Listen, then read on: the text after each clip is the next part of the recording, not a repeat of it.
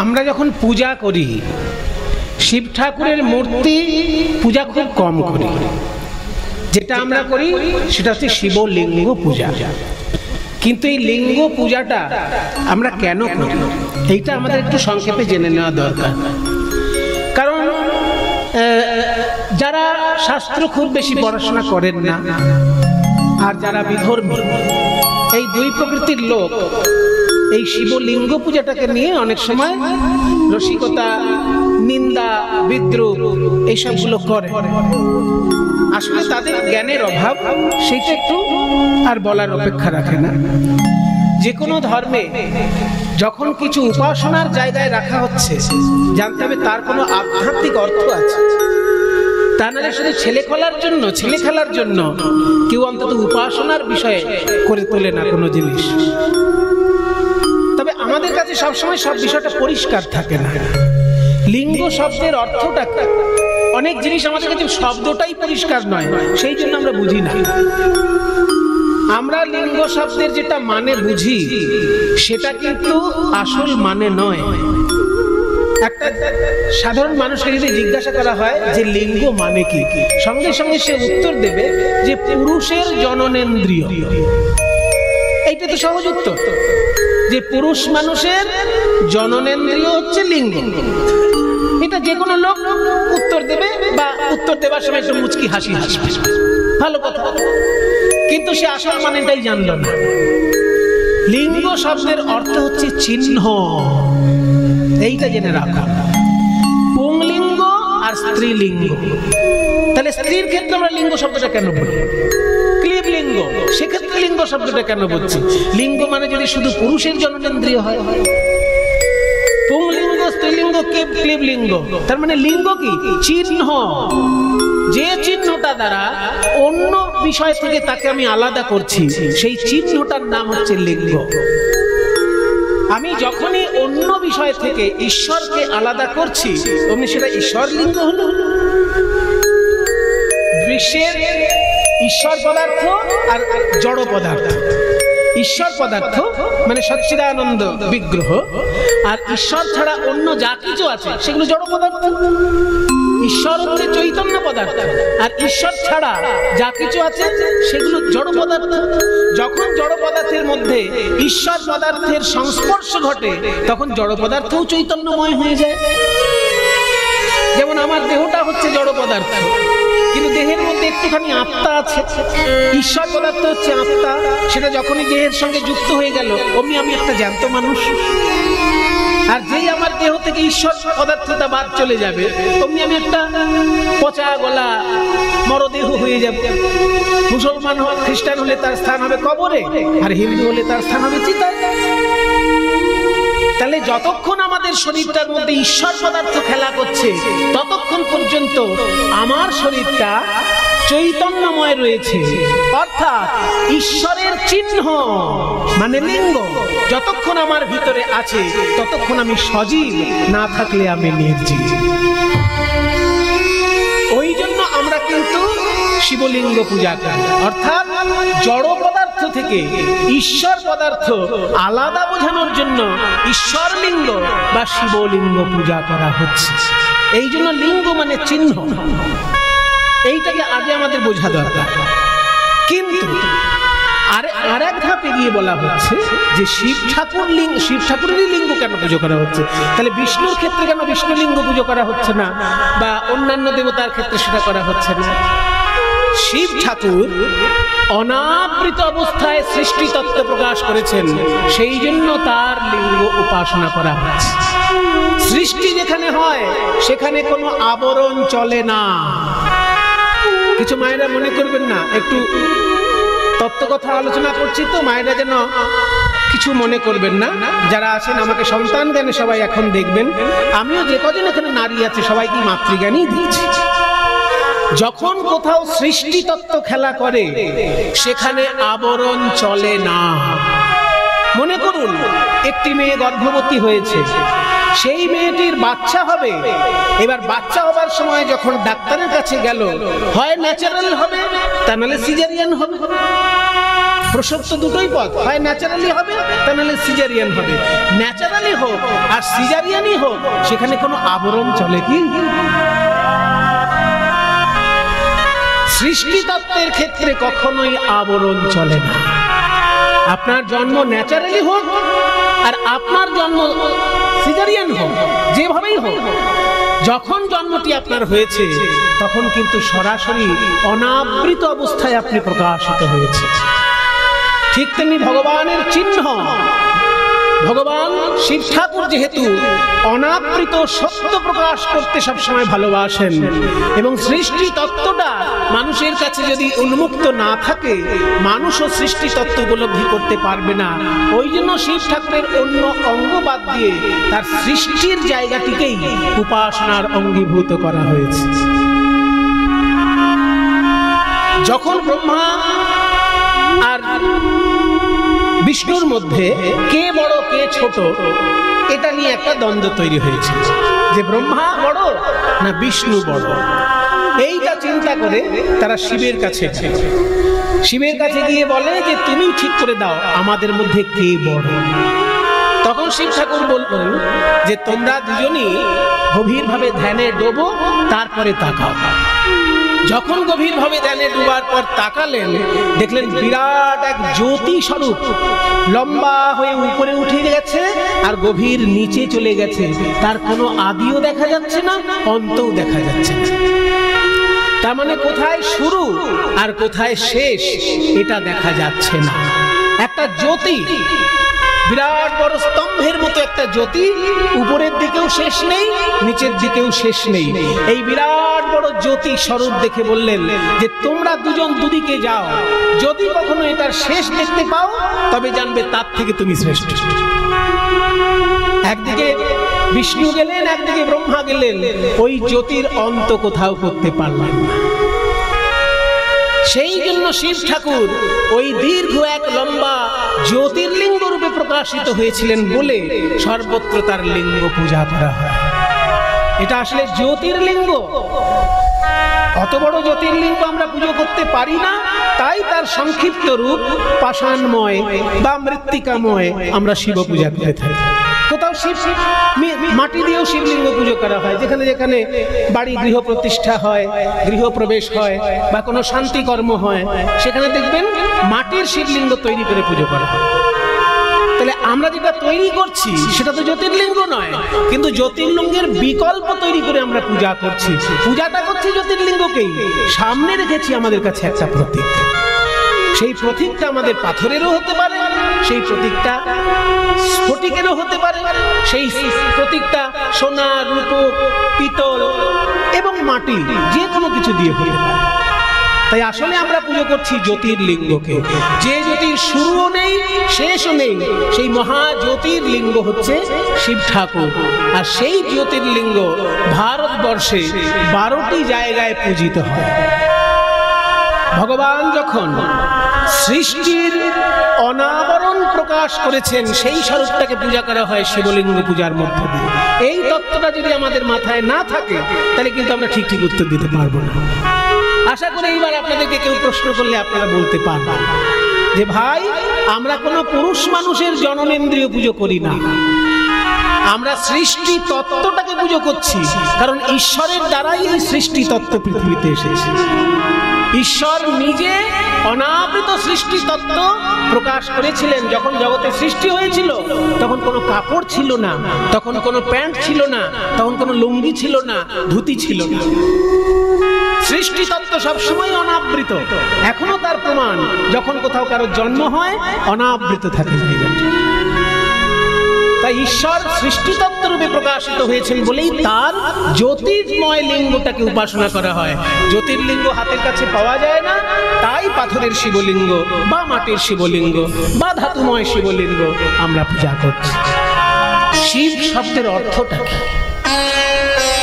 আমাদের কাছে তো শিব একজন দেবতা, যিনি অন্যান্য প্রায় সমস্ত দেবতার থেকেই কুৎসিত পোশাক পরিচ্ছদ পরে থাকে।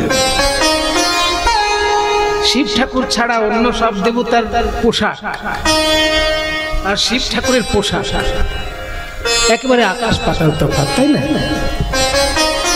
অন্যান্য দেবতার গায়ে কি সুন্দর সোনার গয়না, মোটা মোটা সোনার গয়না দেখা যায়, আর শিব ঠাকুরের গয়নাগুলো কি? এক একটা সাপ, ছোট ছোট সাপ এই হাতে জড়িয়ে আছে, গলায় জড়িয়ে আছে, সারা গায়ে সাপের অলংকার। আর সাপ ছাড়া আরো যদি কোনো অলংকার থাকে সে আবার আরো ভয়ঙ্কর, হাড়ের মালা। এমনি আমরা হাড় জোড় ভয় পাই, তারপর আবার হাড়ের মালা, শিব ঠাকুরের অলংকার। তবে তার মধ্যে কিছু প্রাকৃতিক উপাদান দিয়েও শিবের অলংকার তৈরি হয়েছে, যেমন রুদ্রাক্ষ মালা, সেটাও প্রাকৃতিক, গাছের একটি ফলের বীজ আছে রুদ্রাক্ষ। তাহলে আমরা অন্যান্য দেবতার যে বসন ভূষণ দেখি, সেই তুলনায় শিব ঠাকুরের বসন ভূষণ খুবই অন্তত প্রশংসনীয় নয়। কারণ সাপের অলংকার আর হাড়ের অলংকার, তারপর আবার বাঘ ছাল গায়ে। আমরা তো শিব ঠাকুরের যে ধ্যান মন্ত্র পাই তার মধ্যে তো ওইরকমই বর্ণনা আছে। যারা ব্রাহ্মণ ঠাকুর মশাই আছেন, পুজো করেন, তারা কিন্তু প্রত্যেক পুজোতেই শিব ঠাকুরের ধ্যান মন্ত্র পাঠ করে।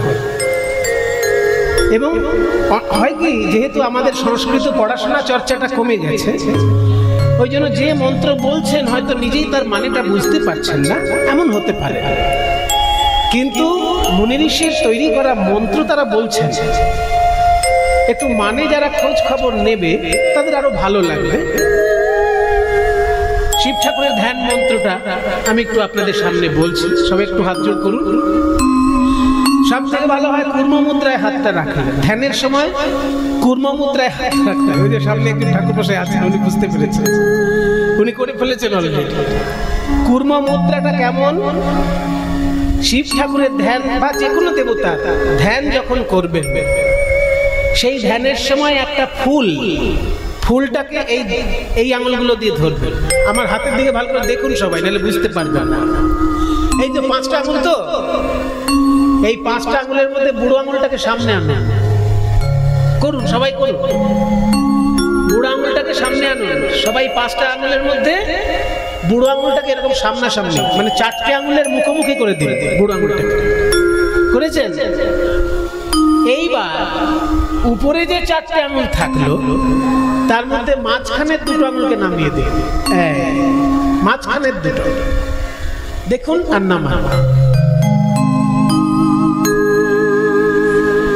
হরিণের সিংহের মতন খাড়া হয়ে রইল দুপাশের 2টো আঙুল, আর সামনের মুখটা হরিণের মুখের মতো রইল।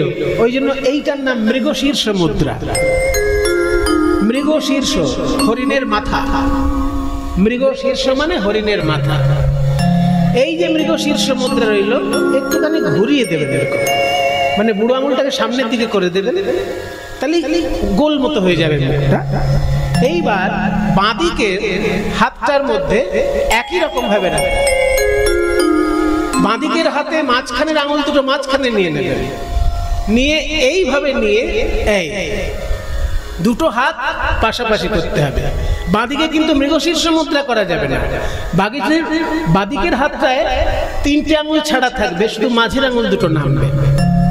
এইরকম বাঁদিকের হাতটা ঝামেলা আছে। সবাই ভাবে ঠাকুর মশাইগুলো কিছুই করে না, শুধু অঙ্গং চম করে পয়সা দিয়ে চলে যায়। কিন্তু এত কিছু শিখতে হয় ঠাকুর মশাইদের, নাচও শিখতে হয়। তবে তারা নাচ হিসেবে নাচ শেখে না, নাচের মুদ্রাগুলো শেখে। যার কাছে পুজো শেখে সেই পূজারী ব্রাহ্মণ এগুলো শিখিয়ে দেয়।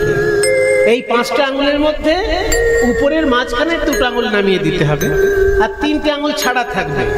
বুড়ো আঙুল ছাড়া থাকবে, তর্জনী ছাড়া থাকবে, আর কনিষ্ঠা ছোট আঙুল ছাড়া থাকবে। বাঁদিকের হাতটা এরকম, আর ডান দিকের হাতটা মৃগশীর্ষ মুদ্রা।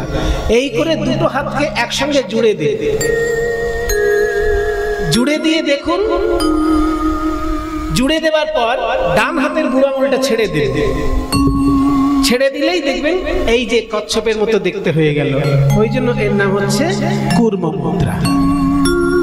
মানে এটাও এরকম থাকলো, এটাও এরকম থাকলো, যখন জুড়লেন তখন। আগে কেন বললাম না, ফুলটা নেওয়ার জন্য বললাম। প্রথমে মৃগশীর্ষ মুদ্রায় ফুলটা নিয়ে নিতে হবে। যে ফুলটা নিয়ে ধ্যান করবেন সেই ফুলটা এরকম নিয়ে নিতে হবে মৃগশীর্ষ মুদ্রায়। মানে হরিণ ফুল খেয়ে নিল, এইটা ভেবে নিয়ে ফুলটা নিয়ে নিলেন। ফুলটা নিয়ে যখন এই হাতে রাখবেন, ফুলটা ছেড়ে দিলেন, এইবার বুড়ো আঙুলটা সরিয়ে দিলেন, মাঝখানে ফুল থেকে গেল আর পুরো হাতটাকে কচ্ছপের মতো দেখতে হয়ে গেল। এটার নাম হচ্ছে এটার নাম হচ্ছে কূর্ম মুদ্রা। এই কূর্ম মুদ্রা বুকের কাছে রেখে ধ্যান করতে হবে। যে দেবতার পূজা করবেন সেই দেবতার ধ্যান এইরকম ভাবেই করতে হবে। এইবার মন্ত্রটা বলছি। ওম ধ্যায়েৎ নিত্যং মহেশং রজতগিরিনিভং চারুচন্দ্রাবতংশং রত্নাকল্পোজ্জ্বলাঙ্গং परशुमृगवराभीतिहस्तं प्रसन्नं पद्मासीनं समन्तसुतममरगणैः व्याघ्रकृतिर्वसानं विश्वाद्यं विश्वबीजं निखिलभयहरं पञ्चवक्त्रं त्रिनेत्रम्। ॐ नमः शिवाय, ओम नमः शिवाय। এই বলার পর ওই ফুলটা নিজের মাথায় রাখতে হবে।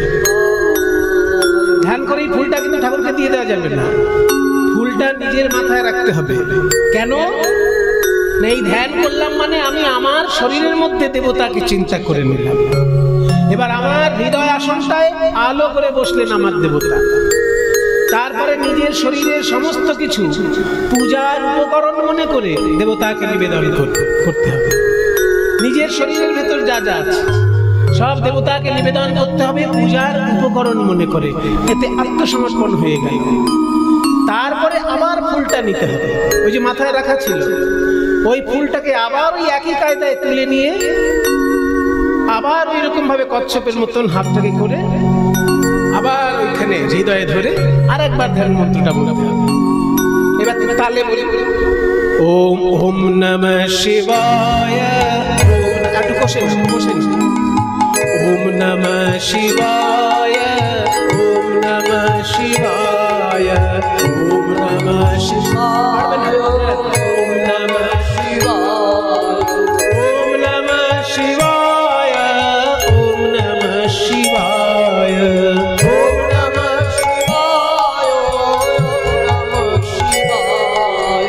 ওম নমঃ শিবায়, ওম নমঃ শিবায়, ওম নমঃ শিবায়, ওম নমঃ শিবায়। ওম ধ্যায়েৎ নিত্যং মহেশং রজতগিরিনিভং চারুচন্দ্রাবতংশং রত্নাকল্পোজ্জ্বলাঙ্গং परशुमृगवराभीतिहस्तं प्रसन्नं पद्मासीनं समन्तसुतममरगणैः व्याघ्रकृतिर्वसानं विश्वाद्यं विश्वबीजं निखिलभयहरं पञ्चवक्त्रं त्रिनेत्रं। बोलুন ओम नमः शिवाय।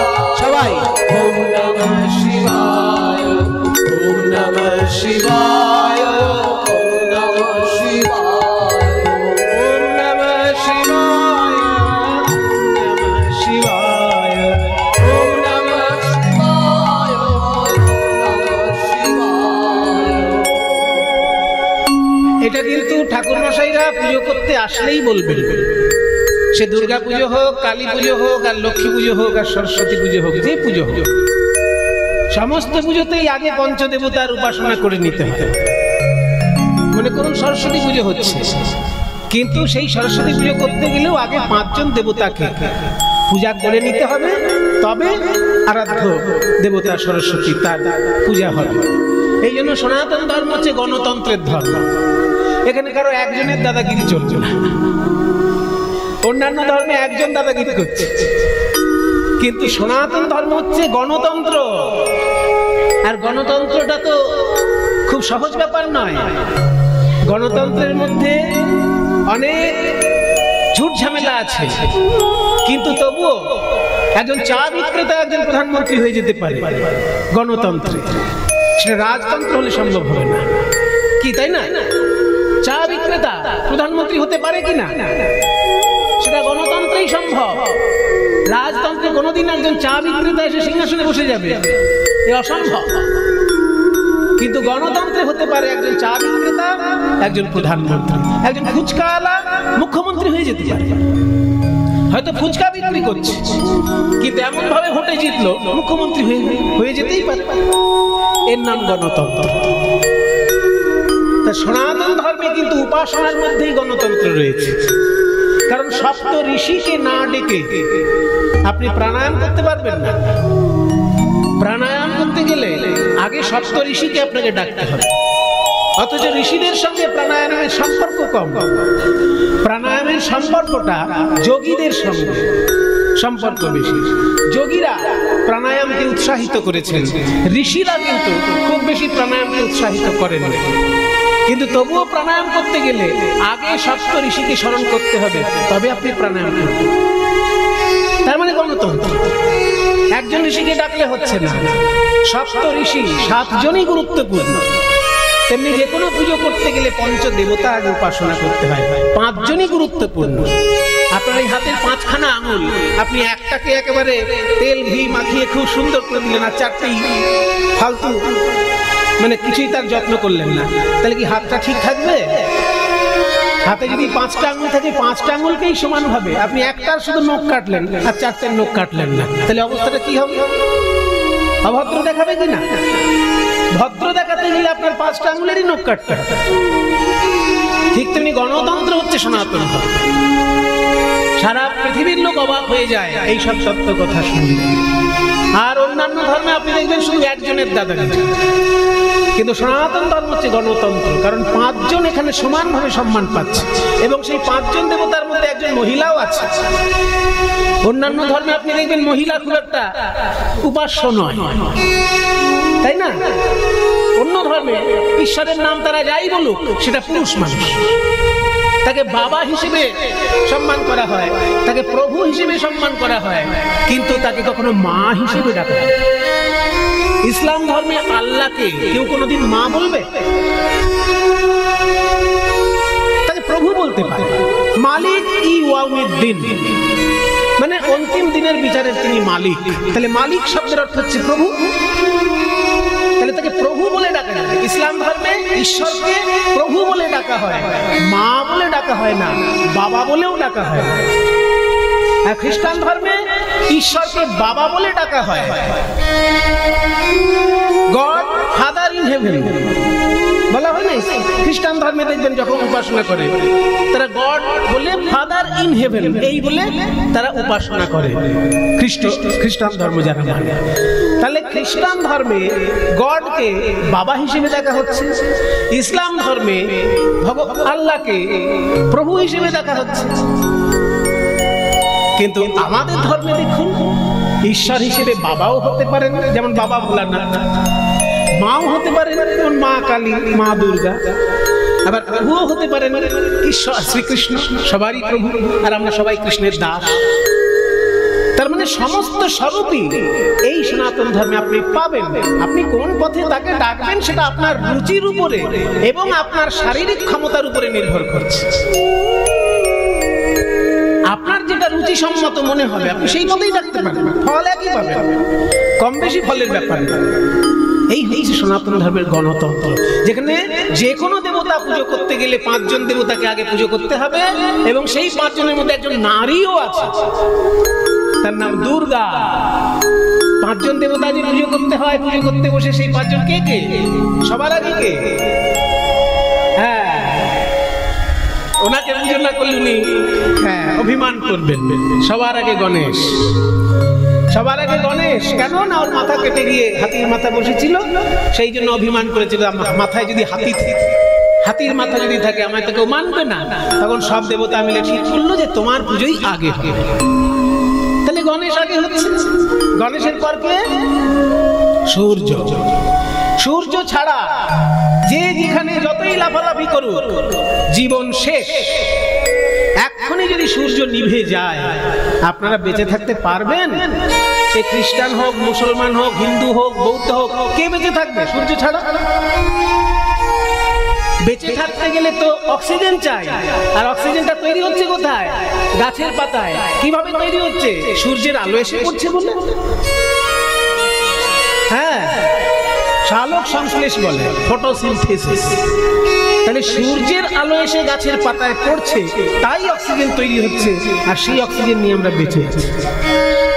তাহলে সূর্য ছাড়া হিন্দুও বাঁচবে না, খ্রিস্টানও বাঁচবে না, মুসলমানও বাঁচবে না, বৌদ্ধ, শিখ কেউ বাঁচবে না। ওই জন্য গণেশের পরেই সূর্যের উপাসনা। সূর্যের পরে কে? বিষ্ণু। বিষ্ণু নারায়ণ। কেন না? সূর্যেরই রূপ হচ্ছে নারায়ণ। সূর্য যখন নারায়ণ সকলের হৃদয়ের মধ্যে প্রবেশ করেছেন, তখন তাকে বিষ্ণু রূপে উপাসনা করা হচ্ছে।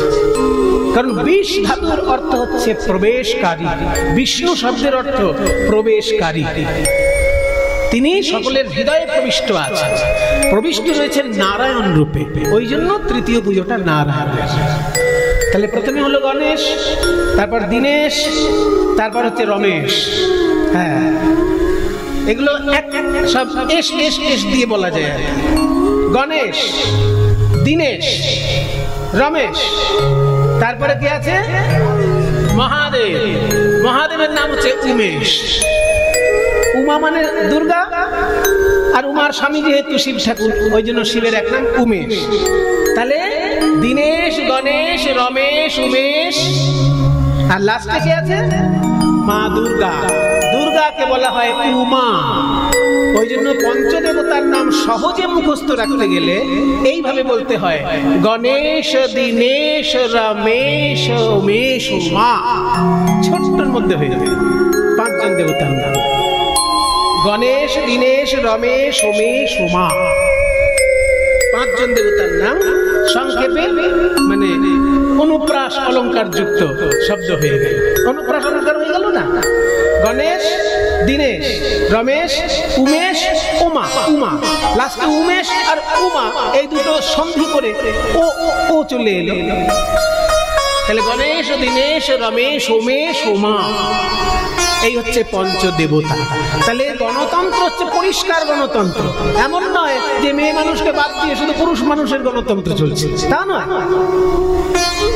দেবতার মধ্যেও যে গণতন্ত্র, সেখানেও রয়েছে একজন নারী, দুর্গা।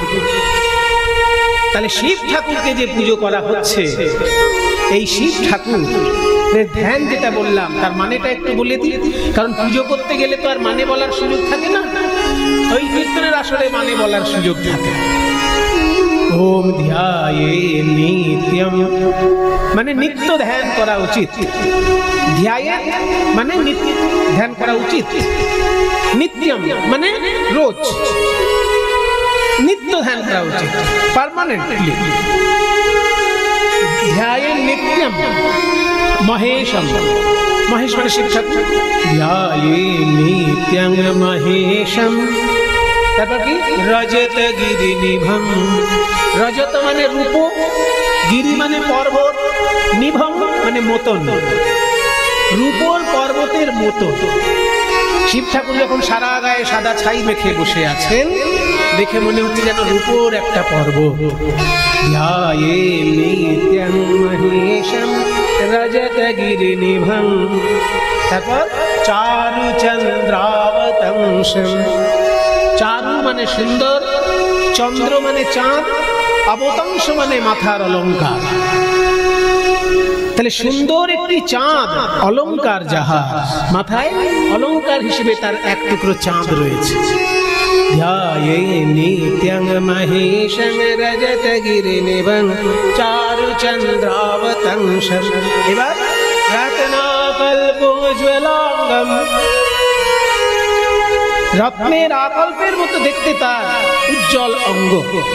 মানে শিব ঠাকুরের অঙ্গটি এত সুন্দর, দেখে মনে হচ্ছে যেন একটা রত্নের উজ্জ্বল আয়না। আয়নার সামনে যেমন নিজেকে দেখা যায়, আয়না এত উজ্জ্বল, তেমনি শিব ঠাকুর যেন একটা রত্নের আয়না, এত উজ্জ্বল তার অঙ্গ। রত্নাকল্পোজ্জ্বলাঙ্গম পরশুমৃগবরাভীতি হস্তং প্রসন্নম। তার চারটি হাতে চারটি জিনিস রয়েছে। কি কি? পরশু, মৃগ, বর, অভীতি। চারটে হাতে চার রকমের বিষয়। কি কি? পরশু, পরশু মানে এক রকমের অস্ত্র, কুঠার। কুঠারকে পরশু বলা হয়। পরশু মানে কুঠার। মৃগ, ওই যে বললাম মৃগশীর্ষ, মৃগশীর্ষ মুদ্রা। এই যে হাতটাকে এরকম করে দিলেই হরিণের মাথার মতো দেখতে হবে। শিব ঠাকুরের চারটে হাতের মধ্যে একটা হাত এরকম থাকে, মৃগশীর্ষ মুদ্রা। পরশু, মৃগ, বর, আর একটা হাতে হচ্ছে বর মুদ্রা, মানে আঙুলগুলো সোজা করে সমান হাতটা, বর মুদ্রা বলে একে। যা চাইবে তাই পাবে, বর দিলাম। ওই বর দেওয়ার জন্য সবসময় হাতটি তার এরকম সোজা রয়েছে। পরশু, মৃগ, বরাভীতি। অভীতি, বর মুদ্রা হচ্ছে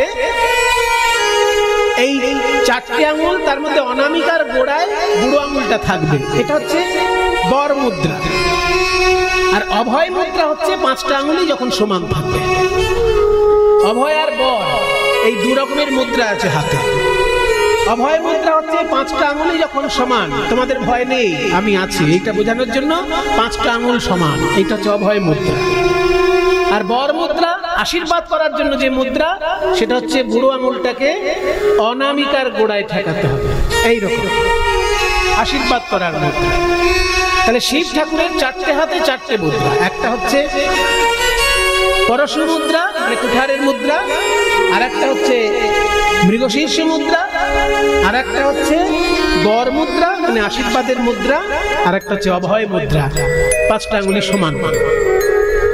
এই চারটে হাতে চারটি স্বরূপে তিনি বিরাজ করছেন। পরশু, মৃগ, বরাভীতি হস্তং প্রসন্নম। তিনি সবসময় প্রসন্ন রয়েছেন। পদ্মাসীনং সমন্তাৎ স্তুতমমরগণৈ। তাহলে কি হলো এরপর?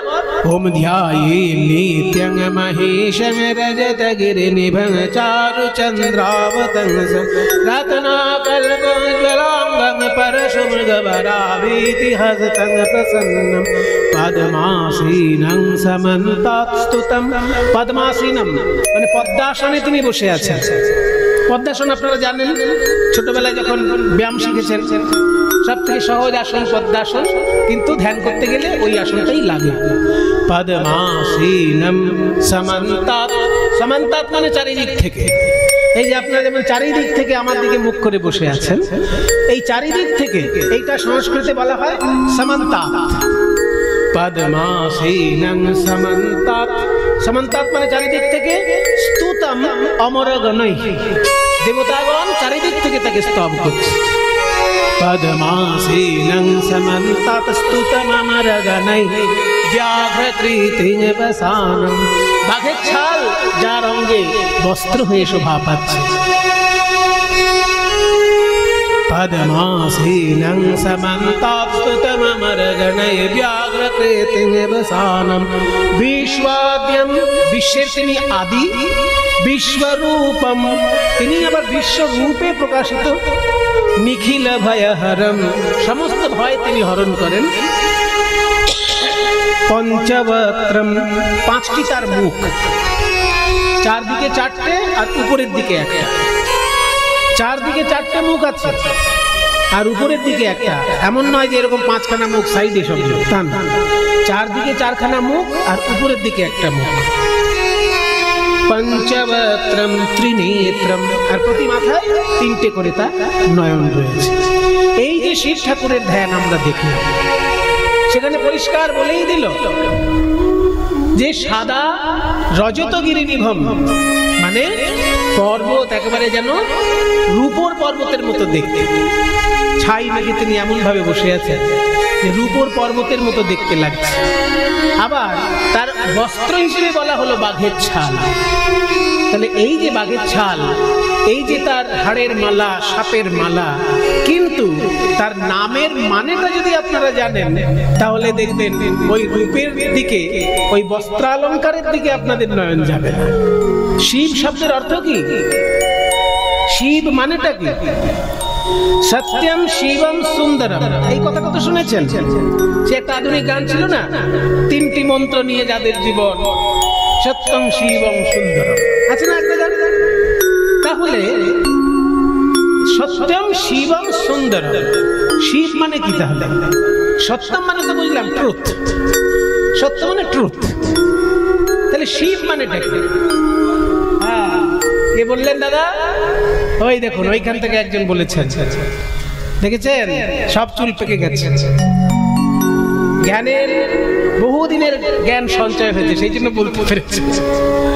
শিব শব্দের অর্থ হচ্ছে মঙ্গল, শিবম মানে মঙ্গলম, তার মানে যার নামটাই মঙ্গল তাকে ধ্যান করলে তো মঙ্গল হবেই। শিব শব্দের অর্থ মঙ্গল, এটা সবাই আজকে জেনে রাখুন। আজকে আপনাদের কীর্তন শুনতে আসার এইটাই মানে 1 নম্বর লাভ। যারা এতদিন জানতেন না তারা মুখস্থ করে নেবেন যে শিব মানে হচ্ছে মঙ্গল, অর্থাৎ মঙ্গলময় কর্ম করতে হবে, মঙ্গলময় চিন্তা করতে হবে, মঙ্গলময় জীবন অতিবাহিত করতে হবে। তা না হলে শিব ঠাকুরকে পুজো করে কিন্তু আপনার কোনো লাভ হবে না। আপনি শিব ঠাকুরের পুজো করছেন মানেই আপনি অপরের মঙ্গল চিন্তা করবেন, নিজেরও মঙ্গল চিন্তা করবেন। আপনি শিব ঠাকুরের পূজারী অথচ আপনি একজনের অমঙ্গল চিন্তা করছেন, তাহলে কিন্তু আপনি শিব ঠাকুরের পূজারী হতে পারলেন না। তাই শিব শব্দের অর্থই হচ্ছে মঙ্গল। যেখানেই শিব ঠাকুরকে প্রণাম করবেন মঙ্গলময় ঈশ্বরকে চিন্তা করে প্রণাম করবেন, কারণ তার নামটার মধ্যেই মঙ্গল রয়েছে। এইটাই হচ্ছে আমাদের বড় লাভ। আমরা যেন এইটাকে মনে রাখতে পারি যে শিব মানে মঙ্গল।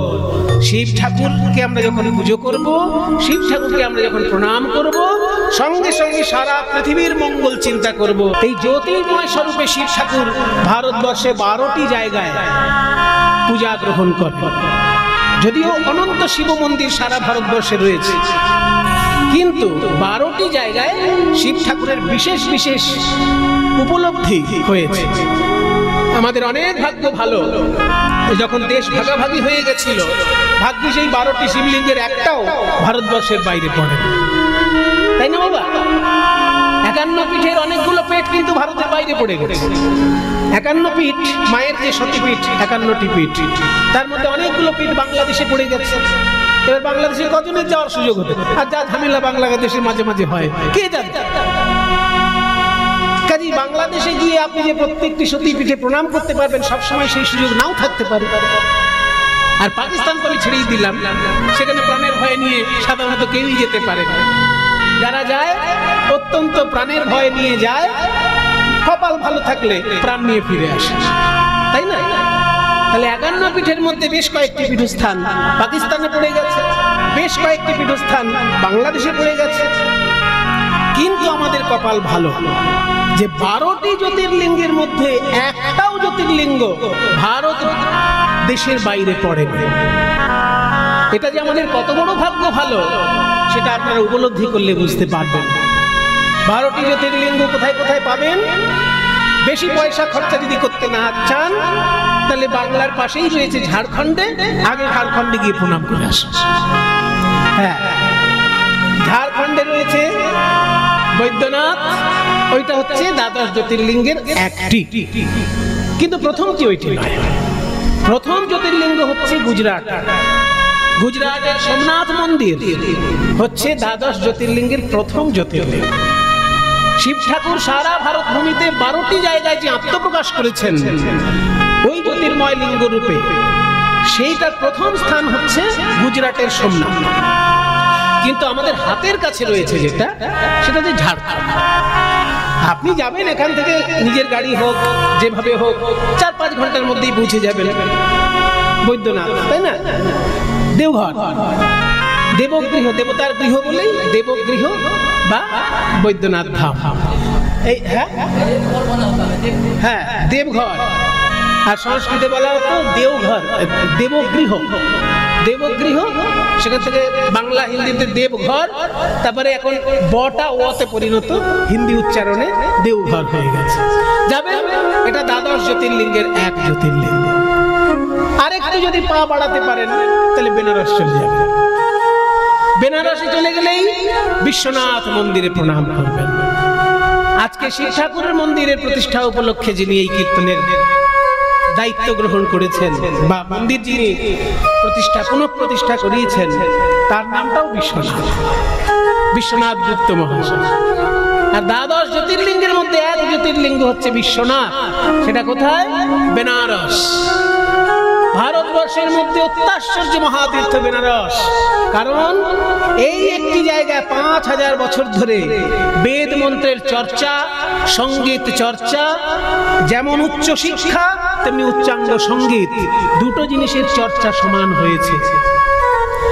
যখন মুসলমান আক্রমণে বিভিন্ন জায়গায় মন্দির ধ্বংস করে করে মসজিদ তৈরি করা হয়েছে, সেই সময় বেনারসের শিব মন্দির ভেঙেও মসজিদ বানানো হয়েছিল, কিন্তু তবুও সেখান থেকে সংস্কৃতিকে নষ্ট করতে পারেনি। সেইখানে এখনো বেদ চর্চা এবং সঙ্গীত চর্চা একইভাবে রয়েছে। সেই জন্য ভারতবর্ষের মধ্যে বেনারস হচ্ছে এমন একটা তীর্থ যেখানে 5000 বছর ধরে একভাবে বেদ চর্চা এবং সঙ্গীত চর্চা হচ্ছে। ওই জন্য আমাদের খুব প্রণামের জায়গা, খুব শ্রদ্ধা করার জায়গা। তাহলে ঝাড়খণ্ডের পরেই উত্তরপ্রদেশের দ্বার প্রান্ত বেনারস, সেইখানে হচ্ছে দ্বাদশ জ্যোতির্লিঙ্গের আর এক জ্যোতির্লিঙ্গ হল। আর একটু ট্রেনে করে এগিয়ে যাবেন, হিমালয়ের পাহাড়ের মধ্যে একটু ঘুরে আসবেন। পাহাড় ঘুরতে অনেক লোকের ভালো লাগে। পাহাড় দেখতে দেখতে চলে যাবেন ঋষিকেশ, যেখান থেকে পাহাড় শুরু, সেই জায়গাটি হচ্ছে ঋষিকেশ। ওই ঋষিকেশ থেকে যে পাহাড় শুরু হলো, ওই বিরাট বিরাট পাহাড়ের উপরে কেদারনাথ বিরাজ করছে। কেদারনাথের মহিমা আপনারা ইউটিউবে দেখেছেন, টিভিতে দেখেছেন।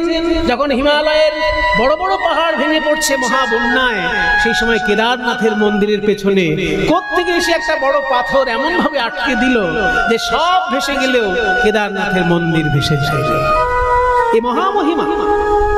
আশেপাশে সবকিছু ভেসে ভেঙে চুরে তছনছ, কিন্তু কেদারনাথের মন্দির রক্ষা পেল। কোত্থেকে একটা পাথর এমন ভাবে জায়গায় সেট হয়ে গেল যে সেই পাথরটার উপরে সে বন্যার আঘাত লাগলো, মন্দিরে কিছুই হলো না।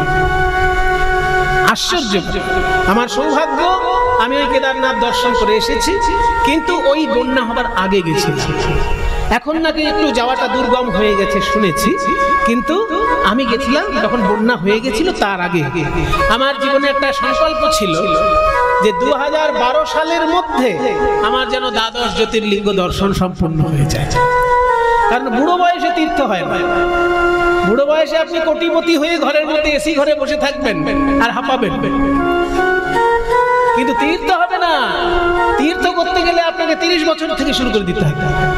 হ্যাঁ, প্রথম জীবনে পারবেন না, কারণ প্রথম জীবনে তো ইনকাম করেন না, বাপের হোটেলে বসে খাচ্ছেন। কি করে ঘুরবেন আপনি ভারত? ইনকাম করা শুরু করুন, ইনকামের 40% জমান আর 60% খরচা করে। যদি আপনি অল্প ইনকাম করেন, ইনকামের একটা সিস্টেম আছে, যদি আপনি অল্প ইনকাম করেন তাহলে 60% খরচা করুন আর 40% জমান। আর যদি বেশি ইনকাম করেন তাহলে 20% খরচা করুন, 80% জমান। জমাতে জমাতে এমন জায়গায় চলে যান যাতে মনের আনন্দে সারা ভারত ভূমিটা ভালো করে দর্শন করতে পারেন। পৃথিবী দেখবেন, এ কথা আমি বলতে চাই না, কারণ সেটা আরো খরচা সাপেক্ষ, আরো কঠিন ব্যাপার, না হলেও চলবে। কিন্তু ভারতের দ্বাদশ জ্যোতির্লিঙ্গ আর 51 পীঠের যে কটা পীঠ ভারতে আছে, আর 4 ধাম, এগুলো অন্তত জীবনে কমপ্লিট করে রাখা উচিত। তাই আমার টার্গেট ছিল যে 2012 সালের মধ্যে যেন 12 জ্যোতির্লিঙ্গ দর্শন সম্পূর্ণ করতে পারি। তো 8 সাল থেকে শুরু করেছিলাম, 2008 সাল থেকে 2012 সালের মধ্যে দ্বাদশ জ্যোতির্লিঙ্গ আমার দর্শন হয়েছে। তাই কেদারনাথ যখন দর্শন করতে গেছিলাম হিমালয়ে, দেখে এসেছি। মাকে সঙ্গে নিয়ে গেছিলাম, মাকেও সেইখানে দর্শন করিয়েছি। তাহলে 3টে হয়ে গেল। ঝাড়খণ্ডে একটা, উত্তরপ্রদেশের দ্বার প্রান্তে একটা, আর উত্তরপ্রদেশ পেরিয়ে গিয়ে হ্যাঁ হিমালয়ের পাহাড়ের মধ্যে কেদারনাথ হয়ে গেল। এইবার ওখান থেকে চলে আসবেন গুজরাট, বা বাড়ি থেকে গুজরাট যান। এক বছরে এক একটা করবেন, তাহলে সুবিধা হয়ে যাবে। আপনি 12 বছর টার্গেট রাখুন যে 12টা বছরে আমি 12 জ্যোতির্লিঙ্গ সম্পূর্ণ করব। এটা করলেও দেখবেন 12 বছরের আগেই হয়ে যাবে। কারণ আপনি যখনই বেনারসে যাবেন, যাবার পথে তো আপনি দেওঘরে প্রণামটা সেরে যেতে পারেন, তাহলে একবারে দুটো হয়ে গেল। এই জন্য বলছি 12 বছর আগেই হয়ে যাবে, টার্গেটটা রাখুন। তা গুজরাটে গেলে আপনি দুটো জ্যোতির্লিঙ্গ দর্শন করতে পারবেন। একটা হচ্ছে যেটা বললাম দ্বাদশ জ্যোতির্লিঙ্গের প্রথম জ্যোতির্লিঙ্গ সোমনাথ মন্দির, এবং এই সোমনাথ মন্দির একেবারে সমুদ্রের ধারে, খুব সুন্দর দেখতে। আগে যে পুরনো সোমনাথ মন্দির ছিল সেটা তো ভেঙে চুরে দিয়েছিল সুলতান মাহমুদ। হ্যাঁ, গজনির সুলতান মাহমুদ গজনি থেকে এসে লুণ্ঠন করার জন্য ভারতের তখন মন্দিরে এত সোনা গয়না থাকতো যে মন্দিরটাকে লুট করার জন্য এসেছিল কোথাকার গজনি, মানে আফগানিস্তান পেরিয়ে ইরান পেরিয়ে ইরানের শেষ মাথায় গজনি, সেই জায়গা থেকে ঘোড়া টোড়া নিয়ে এসেছে লুণ্ঠন করার জন্য। এতখানি তারা লুটেরা। তো সেই গজনির সুলতান সেখান থেকে এসেছিলেন সোমনাথ মন্দিরে, 17 বার লুট করেছে, তবু শেষ করতে পারে। আর শেষবারে যাওয়ার সময় মন্দিরটা ভেঙে দিয়ে গেছে। সেই ভাঙা মন্দিরটি এখনো রাখা আছে, দর্শন করা যায় ভাঙা মন্দিরটি। তার পাশে ভারত সরকার বিরাট বড় মন্দির তৈরি করে দিয়েছে, সোমনাথের মন্দির, আপনারা দর্শন করবেন। খুব সুন্দর সোমনাথ মন্দির, হ্যাঁ, নয়নাভিরাম দৃশ্য সমুদ্রের ধারে গুজরাট। আর ওই গুজরাটেই আরেকটি জায়গা আছে নাগেশ্বর মন্দির, গুজরাটেই নাগেশ্বর। তাহলে দুটো জ্যোতির্লিঙ্গ গুজরাটে হয়ে গেল। এইবার চলে আসবেন ভারতের মাঝখানে মধ্যপ্রদেশ। মধ্যপ্রদেশে পাবেন দুটো জ্যোতির্লিঙ্গ, একটা হচ্ছে মহাকালেশ্বর আর একটা হচ্ছে ওঙ্কারেশ্বর। ওঙ্কারেশ্বর মন্দিরটা নর্মদা নদীর একদম মাঝখানে, মানে নর্মদা নদীটা বয়ে যাচ্ছে, নদীর মাঝখানে একটা পাহাড়, সেই পাহাড়টার মাথায় ওঙ্কারেশ্বরের শিব মন্দির। ভালো লাগবে আপনার দর্শন করতে, ভালো লাগবে। নর্মদা নদীর একদম মাঝখানে শিব ঠাকুরের মন্দির ওঙ্কারেশ্বর। আর যেটা মহাকালেশ্বর, সেইখানে একটা দর্শনীয় বিষয় আছে, চিতাভস্য দিয়ে আরতি হয় ভোর 4টের সময়। এটা কিন্তু অন্য জায়গায় অত গুরুত্বপূর্ণ নয়, ওই মহাকালেশ্বরে খুব গুরুত্বপূর্ণ। চিতাভস্য দিয়ে আরতি হয় ওখানে ভোর 4টের সময়, মহাকালেশ্বর। এই দুটো মধ্যপ্রদেশে গেল। এইবার চলে আসবেন মহারাষ্ট্র। মহারাষ্ট্রের 3টে জ্যোতির্লিঙ্গ আছে, ত্র্যম্বকেশ্বর আছেন, ভীমাশঙ্কর আছেন, আর কৃষ্ণেশ্বর আছে। যারা জ্যোতির্লিঙ্গ দেখতে ভালোবাসে না, অনেক লোকই আছে যারা ধর্ম কর্ম ভালোবাসে না কিন্তু ঘুরতে ভালোবাসে, সেই সব লোকের উদ্দেশ্যে বলছি, যখন অজন্তা ইলোরা বেড়াতে যাবেন, ওইখানে কৃষ্ণেশ্বর মহাদেবের মন্দিরটাকে একটু প্রণাম করে চলে আসবেন। ফ্রিতে আপনি পেয়ে গেলেন পুণ্য, কারণ আপনি তো মন্দির দেখতে যাননি, আপনি বেড়াতে গেছেন অজন্তা ইলোরা, কিন্তু ওখানে আছেই যখন একটু দেখে প্রণামটা সেরে নেবেন, বিনা পয়সায় পুণ্য পেয়ে গেলেন। আবার অজন্তা ইলোরার কাছেই কৃষ্ণেশ্বর মহাদেব মন্দির রয়েছে, ওই দ্বাদশ জ্যোতির্লিঙ্গের একটি। তাহলে 3টে জ্যোতির্লিঙ্গ হলো মহারাষ্ট্র, ওই জন্য মহারাষ্ট্রে এত শিব ভক্ত। 3টে জ্যোতির্লিঙ্গ, আর কোন স্টেটের মধ্যে 3টে জ্যোতির্লিঙ্গ আপনি পাবেন। বলতে গেলে কি, মহারাষ্ট্রে জ্যোতির্লিঙ্গ 5খানা আছে। এই যে বৈদ্যনাথ ঝাড়খণ্ডে, এটা ছাড়াও আরেকটা বৈদ্যনাথ মহারাষ্ট্রে আছে।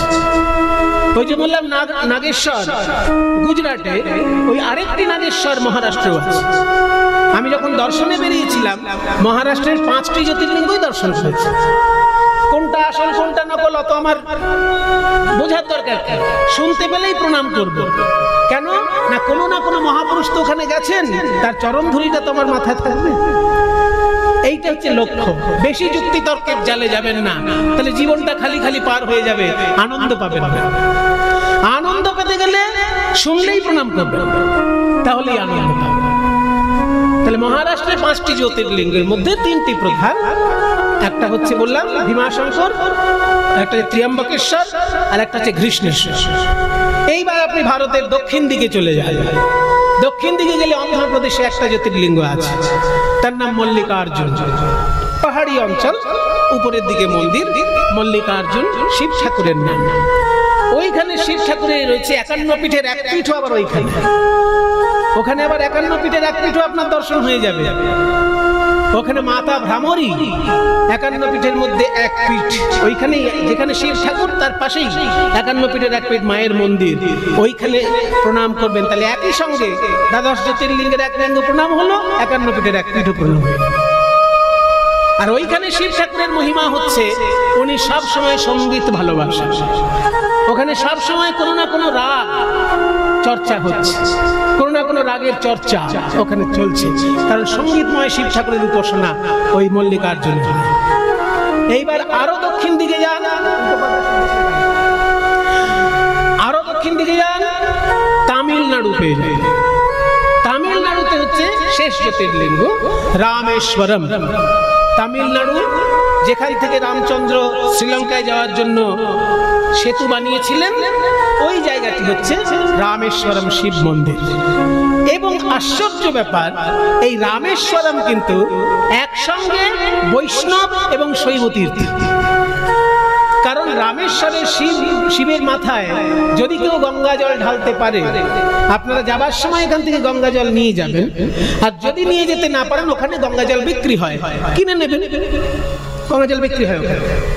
গঙ্গা জল যদি রামেশ্বরের শিবের মাথায় কেউ ঢালতে পারে, শাস্ত্রে বলা হয়েছে ওটা বিষ্ণুর পাদ পদ্মেও গঙ্গা জল দেওয়ার সমতুল্য হয়ে যায়। কারণ সারা ভারতবর্ষে বিষ্ণুর 4টি সেবা প্রধান। এক জায়গায় অন্ন সেবা, এক জায়গায় বস্ত্র সেবা, এক জায়গায় জল সেবা, আর এক জায়গায় তুলসী সেবা। বিষ্ণু অন্ন সেবার জন্য বিখ্যাত হচ্ছে পুরীধাম, বস্ত্র সেবার জন্য বিখ্যাত হচ্ছে দ্বারকাধীশ, আর জল সেবার জন্য কিন্তু রামেশ্বর। এটা মজার ব্যাপার, বিষ্ণু উপাসনার অঙ্গ, কিন্তু বিষ্ণু মূর্তিতে পুজো করা হচ্ছে না, শিবলিঙ্গে জল ঢাললেই বিষ্ণু উপাসনা হয়ে যাচ্ছে। বিষ্ণুর উদ্দেশ্যে 4টি সেবা প্রধান: অন্ন, জল, বস্ত্র, তুলসী। অন্ন হচ্ছে পুরীধাম, বস্ত্র হচ্ছে দ্বারকা, আর জল হচ্ছে রামেশ্বরম। গঙ্গা জল নিয়ে গিয়ে রামেশ্বর শিবের মাথায় ঢাললেই বিষ্ণুকেও দেওয়া হবে। আর তুলসী সেবা হচ্ছে বদ্রীনাথ, যেখানে কেদারনাথ, ওই রাস্তাতে কিছুটা আগে বাঁদিক দিয়ে বদ্রীনাথ, ডান দিকে বদ্রীনাথ চলে গেল, আর বাঁদিকের রাস্তায় সেটা কেদারনাথ চলে গেল। কেদারনাথ আর বদ্রীনাথ একই লাইনে, ঋষিকেশ থেকে যেতে হবে। হ্যাঁ, হরিদ্বার ঋষিকেশ থেকে যেতে হবে। বদ্রীনাথ আর কেদারনাথ একই, বদ্রীনারায়ণ। তাহলে তুলসী সেবা বদ্রীনারায়ণ, জল সেবা রামেশ্বরম, অন্ন সেবা পুরীধাম, আর বস্ত্র সেবা দ্বারকা। এই 4টে জায়গা। দ্বাদশ জ্যোতির্লিঙ্গের মধ্যে শেষ যেটা বললাম রামেশ্বরম, সেটাও কিন্তু একটা মানে শিবলিঙ্গ হলেও সেটা কিন্তু বিষ্ণু পূজার একই রকমের পুণ্য সেখানে লাভ হয়। আপনি শিব পূজা করলেও সেখানে বিষ্ণু সেবার পুণ্য লাভ করলেন। তাহলে দেখুন, দ্বাদশ জ্যোতির্লিঙ্গ হলো তো সম্পূর্ণ। প্রথম ধরছি আমাদের দিক দিয়ে হিসেবে, বেড়াতে যাওয়ার সুবিধের জন্য ঝাড়খণ্ড বৈদ্যনাথ 1 নম্বর, বিশ্বনাথ 2 নম্বর, কেদারনাথ হিমালয়ে 3 নম্বর, তারপর গুজরাটে সোমনাথ আর নাগেশ্বর, কটা হলো? 5টা হলো। আর মধ্যপ্রদেশে 2টো, মহাকালেশ্বর আর ওঙ্কারেশ্বর। মহারাষ্ট্রে 3টে, ত্র্যম্বকেশ্বর, ভীমাশঙ্কর আর ঘৃষ্ণেশ্বর। হ্যাঁ হ্যাঁ, 10টা হলো। আর একটা হচ্ছে অন্ধ্রপ্রদেশ মল্লিকার্জুন, আর একটা হচ্ছে তামিলনাড়ু রামেশ্বরম। এই হচ্ছে দ্বাদশ জ্যোতির্লিঙ্গ। জীবনে অন্তত চেষ্টা করবেন সম্পূর্ণ দর্শন করার। আর আমি 12 সালের মধ্যেই দর্শন করতে পেরেছি, এইটুকু। মাকে সঙ্গে নিয়ে অনেক জায়গায় গেছি, মাকে সব জায়গায় দেখাতে পারিনি, কিন্তু অনেকটাই মাকে দর্শন করাতে পেরেছি।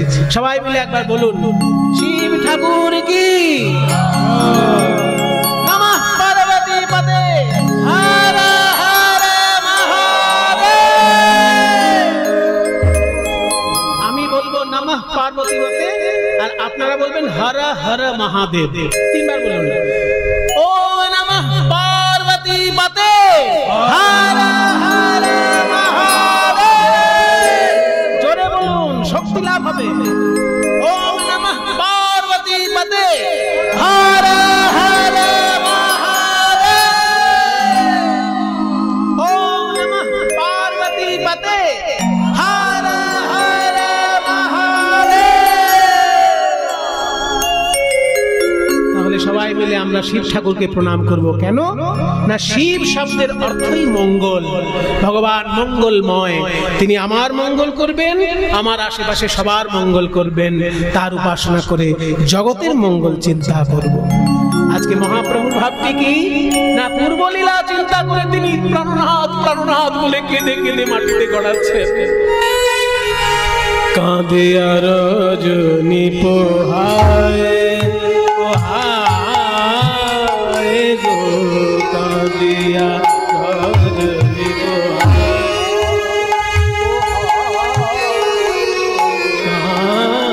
কাঁদিয়া রজনী পোহায় গম্ভীরা ভিতরে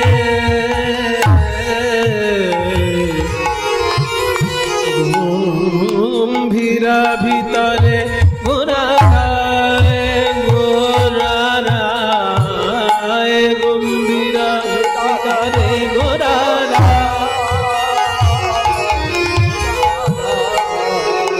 দিয়া রজনী পোহায় পোহায় পোহায় পোহায় কাঁদিয়া। বৃন্দাবনের ললিতা বিশাখা কলিযুগে মহাপ্রভুর দুই বন্ধু রূপে জন্মগ্রহণ করেছেন, স্বরূপ দামোদর আর রামানন্দ রায়। স্বরূপের গলায় ধরি গলায় ধরি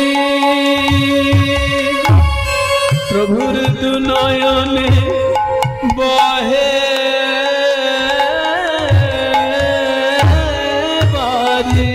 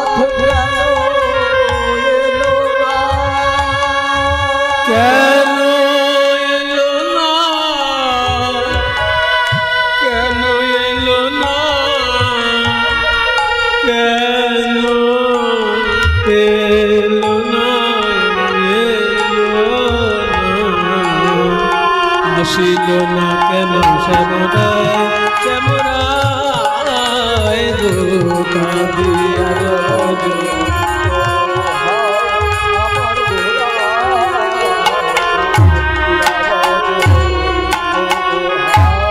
স্বরূপের কণ্ঠ ধরি কহে বচন, বলে কোথায়